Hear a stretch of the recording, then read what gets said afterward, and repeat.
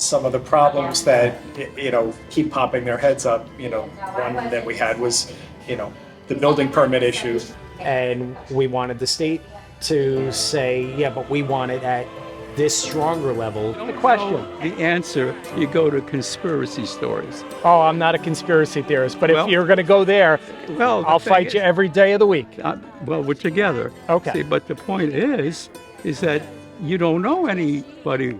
They all have to be quiet about it. I know a lot of people who have cancer. Do I know where it came from?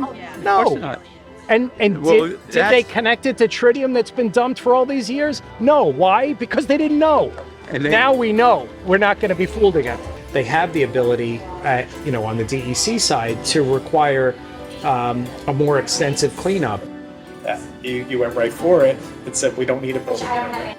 Hi, I'm Councilman James Creighton, Deputy Supervisor in the town of Cortlandt, and next to me is the majestic Hudson River, and right behind me is the Indian Point Energy Center. And if you remember, this is the place that is being cleaned up right now, decommissioned, and there was the risk of them dumping more than 1 million gallons of irradiated water into the Hudson River, and we're so thankful for all of those who stepped in to stop that with the SAVE the Hudson River bill. Dr. Richard Becker and Senator Harckham and Assemblywoman Dana Levenberg, they did an amazing job of rallying people up and down this Hudson River to save the river and make sure that our economic ability to come back from the Indian Point Energy Center's closure is robust. It is so important, and we know that clean water is critical to our health and survival as a species. We have a responsibility, legally and morally, to protect the quality of that water, not only for ourselves, but for the generations that come.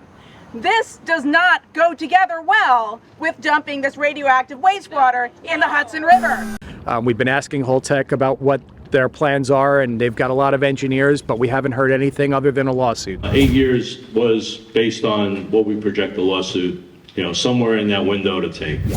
Right now, we're looking forward to seeing how we move forward, and I know there's going to be a lot more discussion, but we hope you'll join us. HOLTEC has never designed a nuke, never constructed a nuke, never operated a nuke, and they've never decommissioned a nuke. And yet, New York State just gave them $2.4 billion.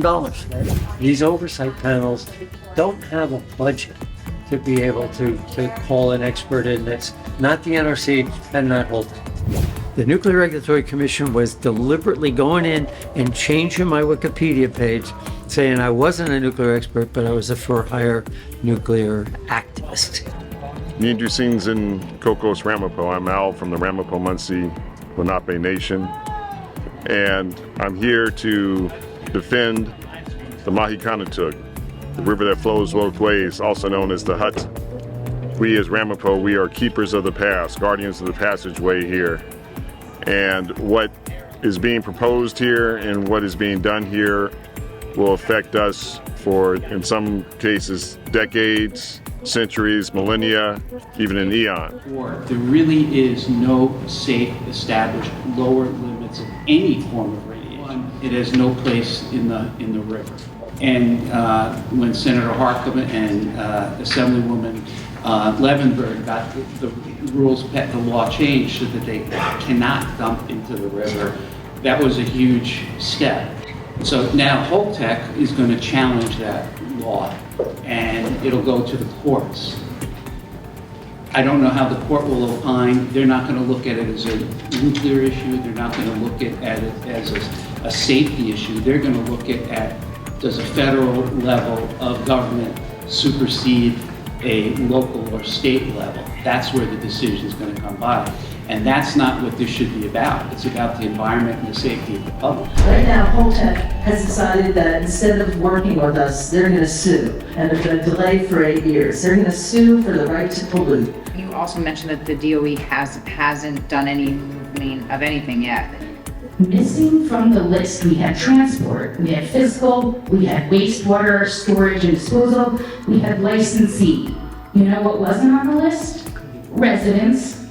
Transfer the rods into safer casks. Create higher ground pads on site and move the stored fuel rods to them.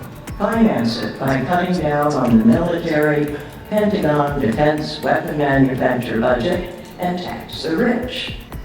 We have spent enough time on this issue, and New York has made it clear that a discharge into the Hudson is not acceptable for our communities.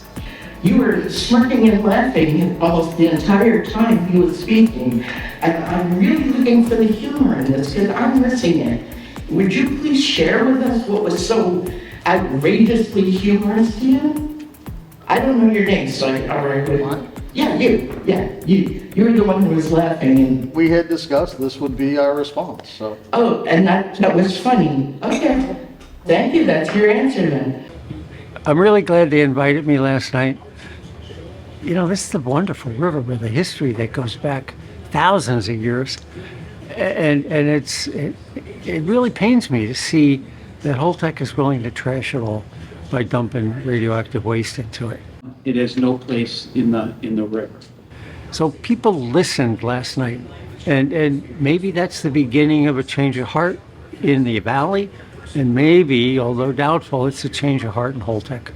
Keeping my fingers crossed.